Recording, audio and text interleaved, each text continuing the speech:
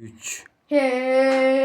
Zerkinin çomağı, istizekeler aralı, erenin manası arayı, engene büyük çoğarı, zerkinin kevinen, erenin manası önünen, eske salıp koyalı, yaşiminen karuksun, çalbı kırgız baruksun, aklı kalça boç, çaykap altın takta hanuksun, beşikteki balaksun, belbekçeye çaluksun, dilimenen kabıldap, til bilbegen dağıksın, dilimenen kabıldap, til bilbegen dağıksın, çekten aşıp davışı, çatalandık canıksın, adam ulu olğanın, aynı bastan dağıksın, adam eli ukbastan, hayvanıksın, nağıksın, ulu sözmenen babalar, ufaktan akıkan sanattı, ulu oydu tutunu, şundan algan sabaktı, Kur'an'ı kılıp yürüktün, unutpa etkan manastı, andan beri karata, alamga alam çalgandı, attı güçtü vakit, almaştırdı harcandı,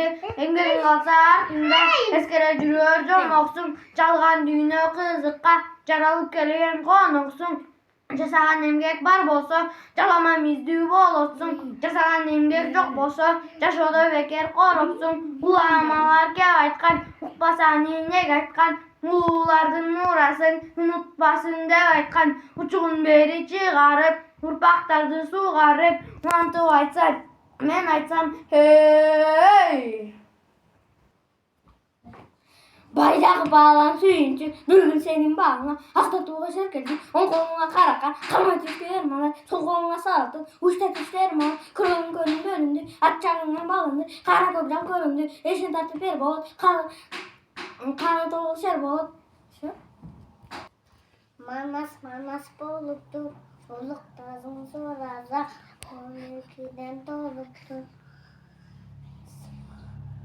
Duru canım inipti, usta gitti.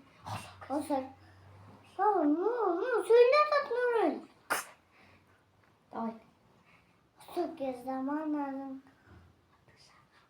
Atasara tatabay.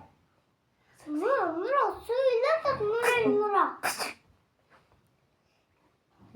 Atasara tatabay. Murat, söyle tatlıyorum. Haydi.